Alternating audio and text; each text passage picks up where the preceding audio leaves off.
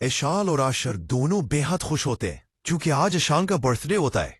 आशर की आंखों में एक अलग ही चमक नजर आ रही होती है। वो मुस्कुराते हुए कहता है कि ऐशाल, मैं तुमसे बहुत मोहब्बत करता हूँ। मोहब्बत हासिल करने के लिए कितनी मुश्किलात से गुजरना पड़ता है ये शायद तुम जान भी नहीं सकती। पाने के लिए मैंने क्या कुछ नहीं किया। ऐशाल हल्की सी मुस्कुराहट के साथ आशर को देखती है और कहती है कि हाँ आशर, ये सब तुम्हारी मोहब्बत का इम्तिहान था, मगर अब यह सोचना होगा कि यहां से महफूज कैसे निकलना है, क्योंकि आयजा भाभी हमें यूं खुश कभी नहीं रहने देंगी। ये सुनते ही आशर का चेहरा संजीदा हो जाता है। वो कहता है कि आयजा भाभी बहुत चालाक है, हमें उनके लिए कोई ना कोई प्लान जरूर बनाना पड़ेगा। दूसरी तरफ आयजा का सच असद के सामने आने ही वाला होता है, मगर वो एक बार फिर बाजी पलट देती है। शायान आयजा को फोन करता है और फोन पर उससे कहता है कि तुम इतनी खामोश क्यों हो, हाथ पर हाथ रखकर क्यों बैठी हो। एक दिन तुम्हारी यही खामोशी हम दोनों को ले डूबेगी। तुम्हें अंदाजा है कि ऐशाल क्या क्या प्लानिंग कर रही है?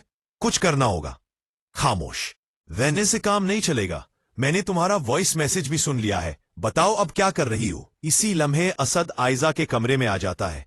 आयजा का मोबाइल बज रहा होता है और असद वो मोबाइल उठा लेता है। शायान की आवाज साफ सुनाई देती है और असद पूरी तवज्जो से सब कुछ सुनने लगता है। वो आयजा का पूरा सच जानने ही वाला होता है कि अचानक कमरे में आ जाती है और किसी तरह कॉल कट हो जाती है। इसी लम्हे असद आयजा की तरफ देखता है और सवाल करता है कि क्या तुम शायान से मिलती हो? क्या तुमने उसे वॉइस नोट भेजा है?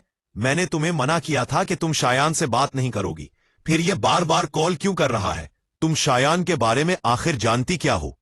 यह सब सुनकर आयजा घबरा जाती है।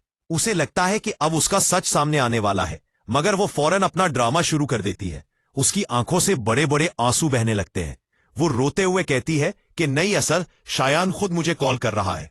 वो एशन से शादी करना चाहता है, इसीलिए मुझे बीच में घसीट रहा है। मैंने उसे कोई मैसेज नहीं किया, वो खुद मुझे परेशान कर रहा है। तुम फिक्र मत करो।